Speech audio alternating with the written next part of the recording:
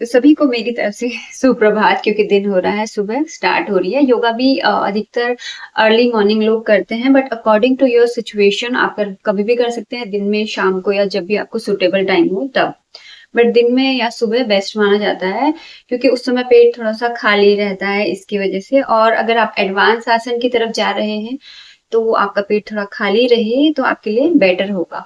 तो सबसे पहले जब हम योग का स्टार्टिंग करते हैं ना, तो हम योग का स्टार्टिंग हमेशा प्रार्थना से करते हैं। इसको बोलते हैं प्रार्थना स्थिति। प्रार्थना स्थिति में एक श्लोक होता है जो कि योग स्टार्ट करने से पहले किया जाता है। जब भी अगर टीचर वगैरह आपको कुछ योगा एक ग्रुप बैच के साथ करा रहे हैं तो उसमें हमेशा हम प्रार्थना के साथ स्टार्ट करते हैं। तो प्रार्थना स्टार्ट करते हैं, ध्यान लगाते हैं, आंखें बंद करते हैं, सांसों पे ध्यान लगाते हुए अपना इनहेल एक्सहेल करते हैं, सूर्य देवता को नमन करते हैं। योग करने से पहले आपके जो भी बड़े इष्ट देव हैं, जिनको भी आप मानते हैं, उसको उनको याद करते हैं कि हम योग का स्टार्टिंग करने जा रहे हैं, तो हमें कोई इंजरी ना हो, कोई भी असुविधा ना हो, और हमारा शरीर जो है स्वस्थ रहे। तो योग जो होता है जोड़ने का काम करता है, शरीर से मन को, मन से आत्मा को, इन तीनों का जो है बॉन्ड बना के रखता है योग। तो हमारे फुल ऑल ओवर बॉडी को क्या है, संतुलित रखता है, इसीलिए हम करते हैं योग। तो योग करने से पहले जरूरी होता है स्ट्रेचिंग करना। जब भी आप कोई योगा कर रहे हैं ना, तो उससे पहले जरूरी है कि आपका जो बॉडी पोर्शन है वो स्ट्रेच हो, मसल्स जो आपके थोड़े से अच्छे रिलैक्स हो जाएं। तो तब आप योग करना स्टार्ट करेंगे तो क्या होगा, आप इजीली बहुत अच्छे से योग कर पाएंगे। तो अधिकतर जो स्ट्रेचिंग होती है वो खड़े होके ही करी जाती है योगा में, जिससे कि क्या होता है, आपका जो upper body and lower body दोनों का स्ट्रेच हो जाता है अच्छे तरीके से। तो उसके बाद आप जितने भी योगासन हैं वो ट्राई कर सकते हैं, चाहे वो बेसिक्स हो, इंटरमीडिएट हो या एडवांस लेवल। सबसे पहले जो हम शुरू करते हैं स्ट्रेचिंग में, हैंड स्ट्रेचिंग से ही स्टार्ट किया जाता है अधिकतर।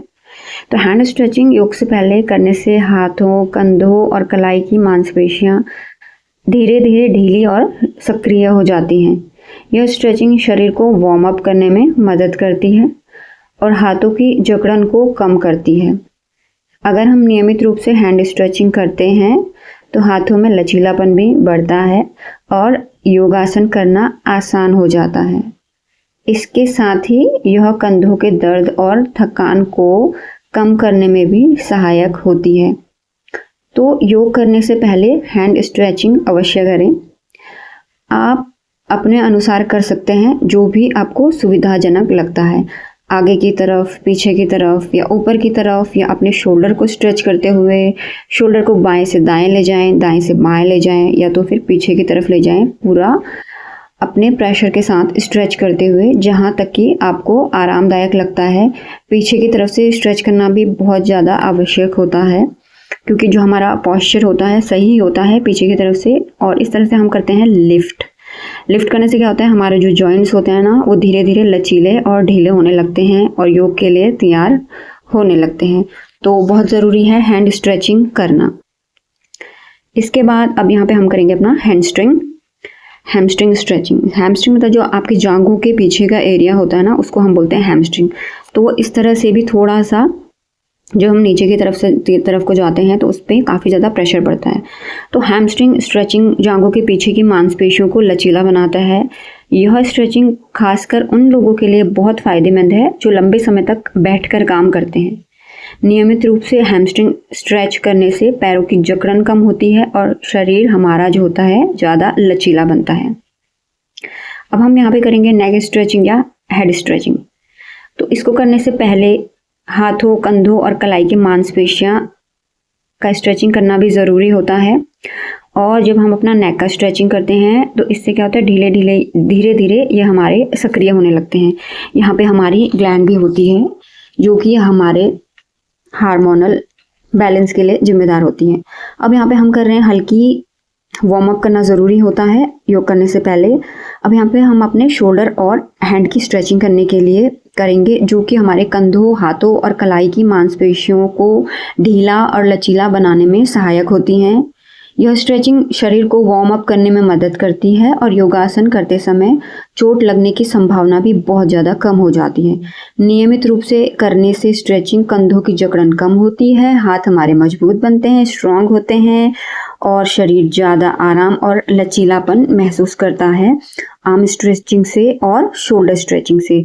तो ये एक्सरसाइज बहुत ज़्यादा इम्पॉर्टेंट होती है। ये जो आपके शोल्डर के जॉइंट्स होते हैं उनके लिए भी शोल्डर स्ट्रेचिंग और आर्म स्ट्रेचिंग बहुत ही ज़्यादा महत्वपूर्ण होती है। अब हम यहाँ पे करने जा रहे हैं कैट एंड काउ पोज, या इसको बोलते हैं मार्चरी वितलासन। इसको खड़े होके भी किया जा सकता है और बैठ के भी। तो अभी हम यहाँ पे खड़े होके कर रहे हैं।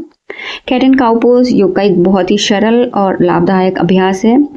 इस आसन में सांस लेते हुए पीठ की नीचे की ओर झुकाया जाता है, जिसे काउ पोज कहते हैं, और सांस छोड़ते हुए पीठ को ऊपर की तरफ। अब हम करेंगे लेग स्ट्रेचिंग। तो अपर पोर्शन का हमारा स्ट्रेचिंग हो गया। अब हमें लोअर का स्ट्रेचिंग करना है। लेग स्ट्रेचिंग से पैरों की मांसपेशियां एक्टिव हो जाती हैं और शरीर संतुलन के लिए तैयार हो जाता है। यह स्ट्रेचिंग घुटनों और जांघों में लचीलापन बढ़ाती है। योग करने से पहले लेग स्ट्रेचिंग करने से पैरों में खिंचाव या दर्द होने की संभावना बहुत ही ज़्यादा कम हो जाती है।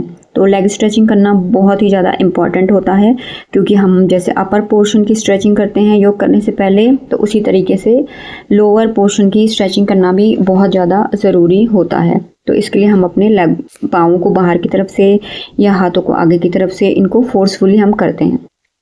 उसके बाद हम करेंगे गौमुखासन। गौमुखासन पर अभी हम यहाँ पे कर रहे हैं स्टैंडिंग वाला गौमुखासन, जो कि स्ट्रेचिंग के लिए किया जाता है। गौमुखासन एक बहुत ही लाभदायक योगासन है जो कंधे, हाथों और पीठ को स्ट्रेच करता है। इस आसन से शरीर का संतुलन बेहतर होता है और कंधों की जकड़न इससे दूर होती है। नियमित अभ्यास से शरीर में लचीलापन बढ़ता है और मन भी शांत महसूस करता है। और आपके जो शोल्डर के जॉइंट्स होते हैं उसके लिए ये बहुत ज़्यादा इंपॉर्टेंट होता है। लेफ़्ट जो हैंड होता है थोड़ा फ्रेंडली नहीं होता, तो थोड़ा सा आपको परेशानी हो सकती है। राइट हैंड जो हमारा होता है ईजीली हम लोग इसको आसानी से कर पाते हैं अकॉर्डिंग टू लेफ़्ट हैंड के। लेकिन समय के साथ साथ जब आप करने लगेंगे तो आपका ये होने लगेगा, धीरे धीरे थोड़ा सा समय लगेगा, लेकिन आपको बेहतर महसूस होगा, आपका पोस्चर भी सुधरेगा। पीछे हाथ जोड़कर नमस्कार करने से कंधे, छाती और हाथों की मांसपेशियां अच्छी तरह स्ट्रेच होती हैं। यह आसन शरीर की मुद्रा, पोस्चर को सुधारने में मदद करता है और कंधों को मजबूत बनाता है।